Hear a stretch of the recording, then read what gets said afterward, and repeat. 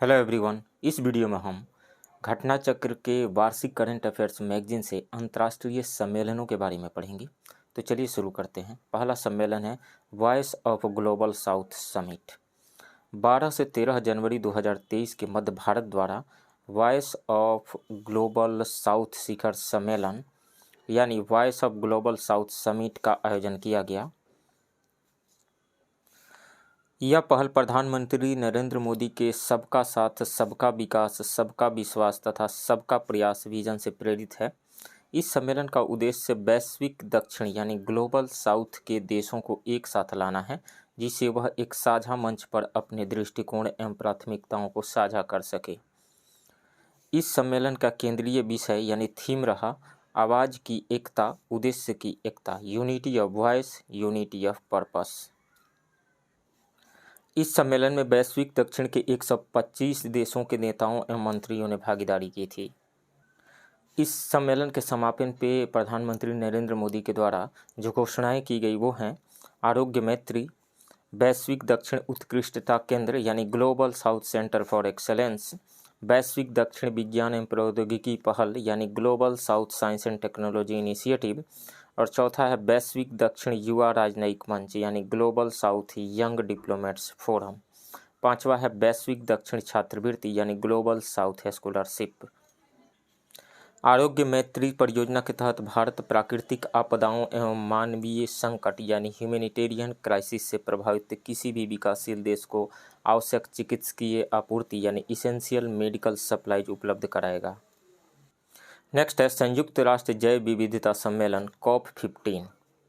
7 से 19 दिसंबर 2022 के मध्य जैव विविधता पर अभिसमय के पक्षकारों के सम्मेलन की 15वीं साधारण बैठक का दूसरा चरण COP15 पार्ट 2 आयोजित किया गया। इस सम्मेलन के दूसरे चरण का आयोजन मॉन्ट्रियल, कनाडा में किया गया। इस सम्मेलन का पहला चरण चीन की मेजबानी में 11 से 15 अक्टूबर 2021 के मध्य वर्चुअल माध्यम से आयोजित किया गया था। COP15 के साथ ही COP-MOP10 यानी 10th meeting of the conference of the party serving as the meeting of the parties to the Cartagena protocol on biosafety तथा NPMOP4 यानी 4th meeting of the conference of the party serving as the meeting of the parties to the Nagoya protocol का भी आयोजन किया गया। दिसंबर 2022 में संयुक्त राष्ट्र के तत्वावधान में आयोजित COP15 की अध्यक्षता चीन ने की। सम्मेलन में Kunming Montreal global biodiversity framework को अपनाया गया। GBF यानी ग्लोबल बायोडायवर्सिटी फ्रेमवर्क के अंतर्गत 4 उद्देश्यों, 4 गोल्स और 23 लक्ष्यों को शामिल किया गया है, जिन्हें वर्ष 2030 तक प्राप्त करना है। वर्ष 2030 तक जिन 23 लक्ष्यों को प्राप्त किया जाना है उनमें शामिल प्रमुख लक्ष्य हैं विश्व की कम से कम 30% भूमि, अंतर्देशीय जल, तटीय क्षेत्रों और महासागरों का प्रभावी संरक्षण और प्रबंधन, खराब हुए स्थलीय, अंतर्देशीय जल और तटीय एवं समुद्री पारिस्थितिकी तंत्र के कम से कम 30% की बहाली। COP15 के प्रतिनिधियों ने GBF के भीतर लाभों के एक समान वितरण को सुनिश्चित करने के लिए एक बहुपक्षीय कोष यानी मल्टीलेटरल फंड स्थापित करने पर सहमति व्यक्त की है। इस कोष को वर्ष 2024 में तुर्की में आयोजित होने वाले COP16 में अंतिम रूप दिया जाएगा। जैव विविधता अभिसमय यानी बायोडाइवर्सिटी कन्वेंशन। जैव विविधता पर संयुक्त राष्ट्र अभिसमय यानी United nation convention on biological diversity को अनौपचारिक रूप से जैव विविधता अभिसमय यानी बायोडाइवर्सिटी कन्वेंशन के रूप में जाना जाता है।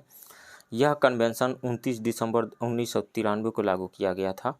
CBD यानी कन्वेंशन ऑन बायोलॉजिकल डाइवर्सिटी जैव विविधता के संरक्षण हेतु एक अंतर्राष्ट्रीय संधि है। यह अपने हस्ताक्षरकर्ताओं पर कानूनी रूप से बाध्यकारी यानी लीगली बाइंडिंग है। CBD का सचिवालय कनाडा के मॉन्ट्रियल में स्थित है। वर्तमान में 196 देश CBD के पक्षकार यानी पार्टीज हैं, जिनमें 168 देशों ने संधि पर हस्ताक्षर किए हैं। संयुक्त राज्य अमेरिका और वेटिकन सिटी CBD के पक्षकार नहीं हैं। भारत 19 मई 1994 से CBD का एक पक्षकार है। नेक्स्ट है G20 शिखर सम्मेलन 2022।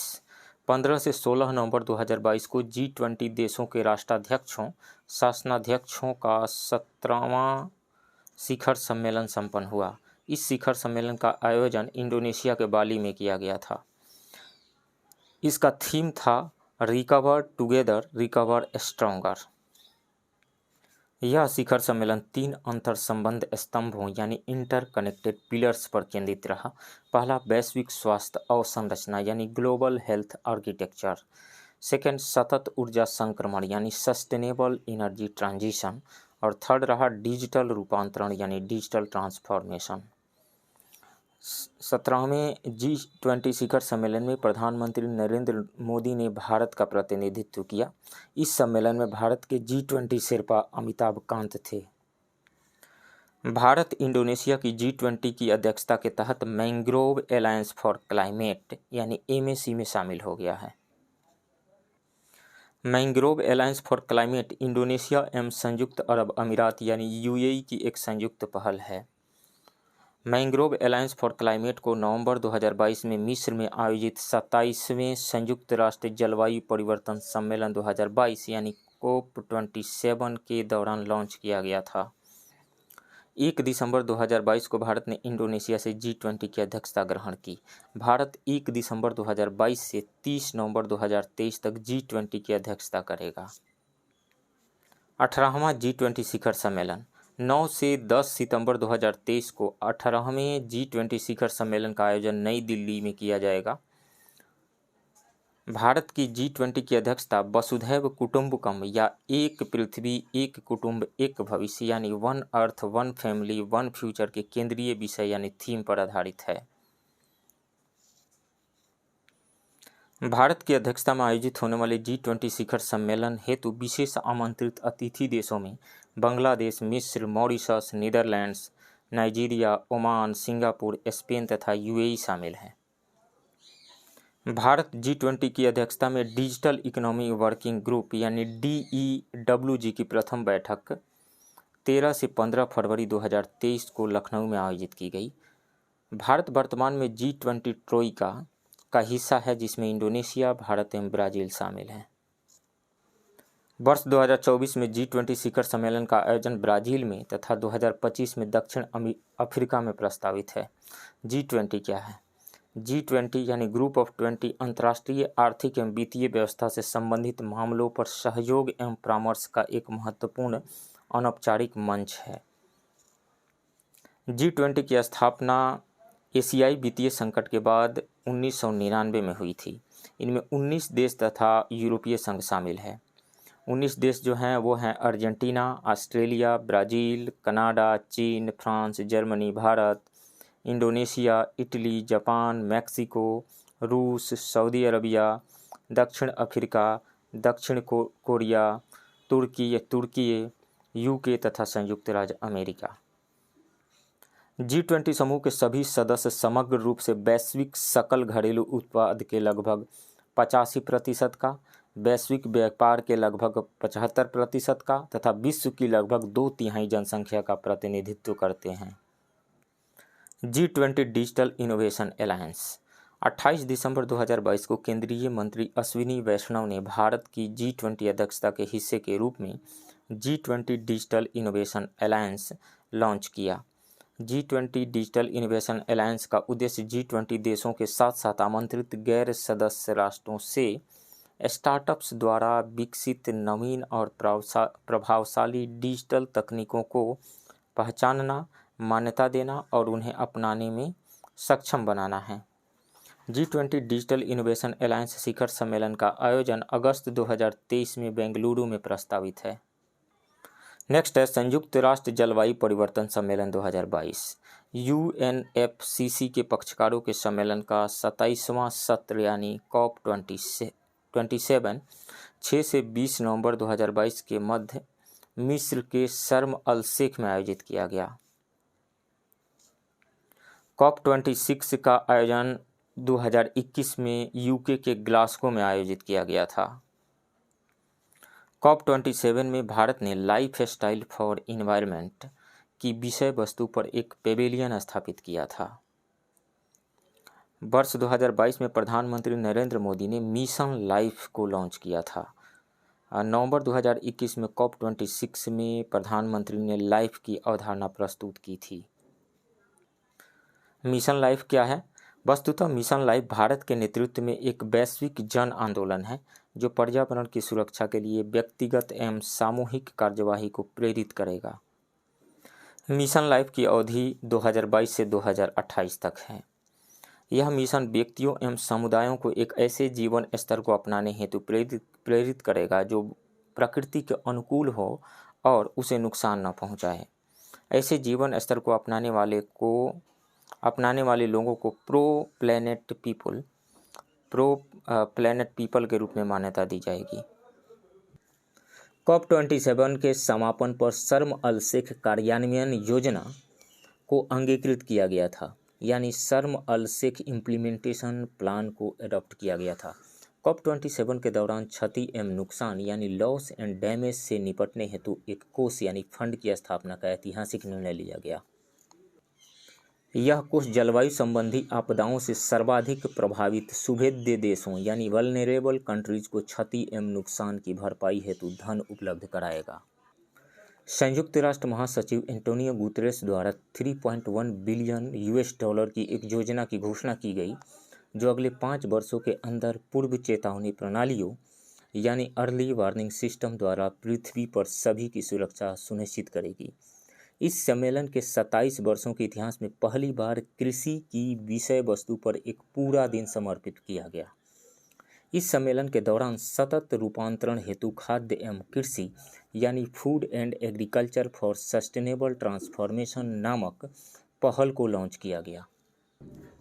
यह पहल वर्ष 2030 तक कृषि एवं खाद्य प्रणालियों को रूपांतरित करने के लिए जलवायु वित्त यानी क्लाइमेट फाइनेंस की मात्रा एवं गुणवत्ता में सुधार पर केंद्रित है।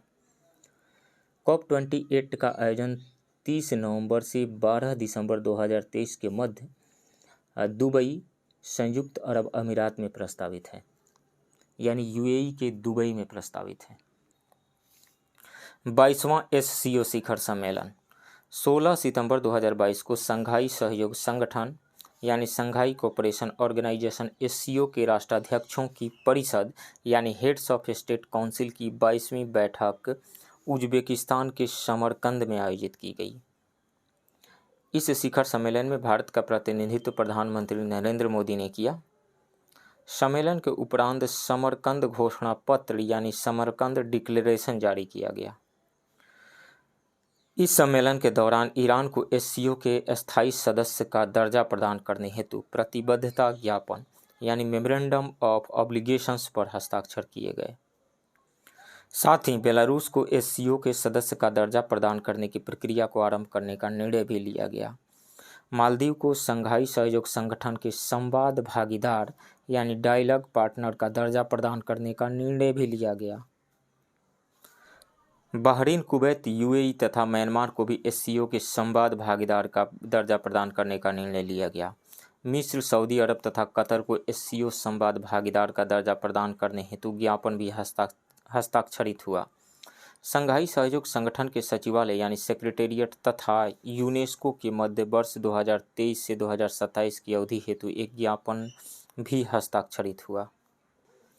वाराणसी को वर्ष 2022-23 में शंघाई सहयोग संगठन की पर्यटन एवं सांस्कृतिक राजधानी टूरिज्म एंड कल्चरल कैपिटल के रूप में घोषित करने का निर्णय लिया गया। SCO की पर्यटन एवं सांस्कृतिक राजधानी नामित होने वाला वाराणसी पहला शहर है। वाराणसी को यह दर्जा प्रदान किए जाने के फलस्वरूप भारत को SCO के सदस्य देशों के बीच पर्यटन और सांस्कृतिक एवं मानवीय आदान प्रदान को बढ़ावा मिलेगा। वर्तमान में भारत SCO राष्ट्राध्यक्षों की परिषद का अध्यक्ष है। यह प्रथम अवसर है जब भारत SCO का अध्यक्ष बना है। भारत सितंबर 2022 से अगले 1 वर्ष की अवधि के लिए SCO का अध्यक्ष है। भारत द्वारा SCO की अध्यक्षता का केंद्रीय विषय यानी थीम है टुवर्ड्स ए सिक्योर SCO यानी टुवर्ड्स ए सिक्योर SCO, जहाँ की सिक्योर का मतलब है S से सिक्योरिटी फॉर सिटीजन्स, E से इकोनॉमिक डेवलपमेंट, C से connectivity in the region, U से यूनिटी, R से respect for sovereignty and territorial integrity and E से इन्वायरमेंट प्रोटेक्शन। 23वें एससीओ शिखर सम्मेलन का आयोजन 2023 में भारत में प्रस्तावित है।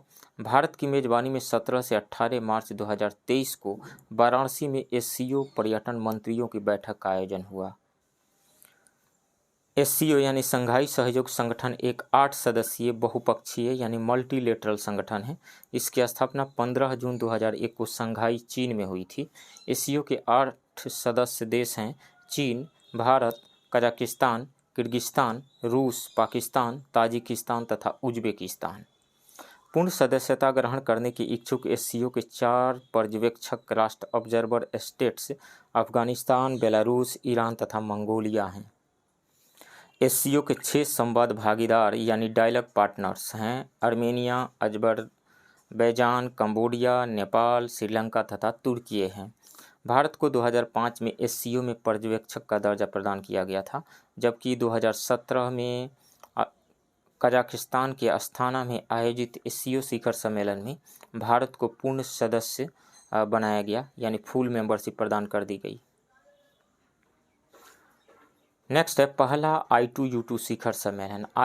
I2 से मतलब है I से इजराइल और दूसरे I से इंडिया, 2 U जो है, एक U से USA और दूसरे U से UAE है, यानी India, Israel, UAE and USA। 14 जुलाई 2022 को I2U2 समूह के शासनाध्यक्षों का पहला शिखर सम्मेलन आभासी माध्यम से आयोजित किया गया यानी वर्चुअल रूप में आयोजित किया गया। इस शिखर सम्मेलन में प्रधानमंत्री नरेंद्र मोदी के अतिरिक्त इसराइल के तत्कालीन प्रधानमंत्री यायर लापिड, UAE के राष्ट्रपति शेख मोहम्मद बिन जायद अल नाह्यान और USA के राष्ट्रपति जो बाइडेन शामिल हुए। प्रथम I2U2 शिखर सम्मेलन खाद्य सुरक्षा संकट और स्वच्छ ऊर्जा पर केंद्रित रहा। I2U2 के इस समिट में भारत के संदर्भ में 2 प्रमुख संयुक्त परियोजनाओं की घोषणा की गई। पहला, भारत में एकीकृत खाद्य पार्कों की श्रृंखला यानी series of integrated food park across India.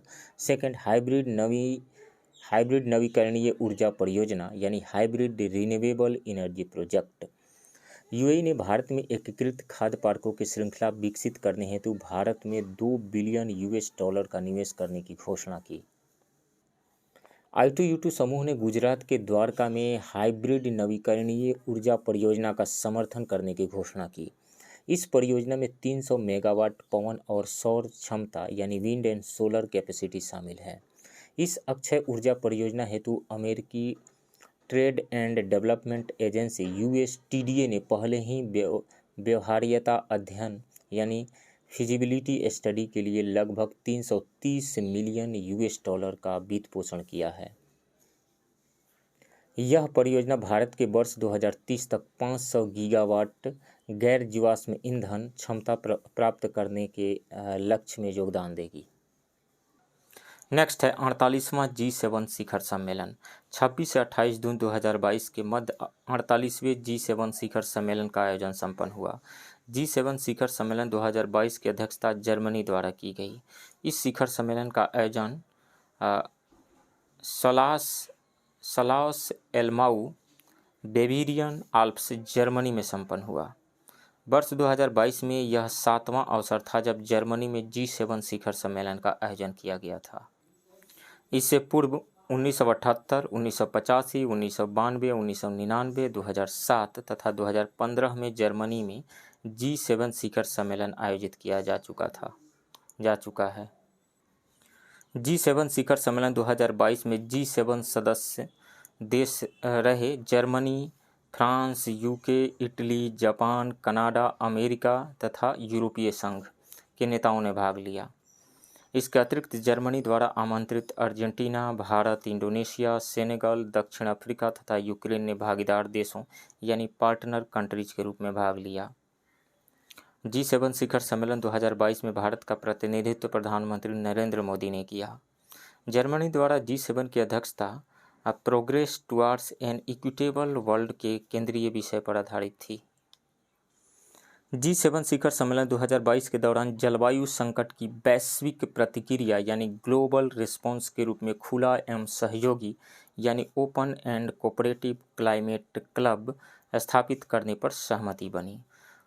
G7 देशों द्वारा विश्व बैंक के सहयोग से मई 2022 में खाद्य संकट यानी फूड क्राइसिस की प्रतिक्रिया स्वरूप global alliance for food security की स्थापना भी की गई थी। 1 जनवरी 2023 से जापान G7 का अध्यक्ष है। 49वां G7 शिखर सम्मेलन 2023 जापान के हिरोशिमा में 19 से 21 मई 2023 के मध्य आयोजित होगा। तो फ्रेंड्स, ये रहा 2022 और 2023 में आयोजित इम्पोर्टेंट इंटरनेशनल सम्मेलन। आप बने रहिए इस चैनल के साथ। मिलते हैं किसी दूसरे वीडियो में, तब तक के लिए थैंक यू वेरी मच।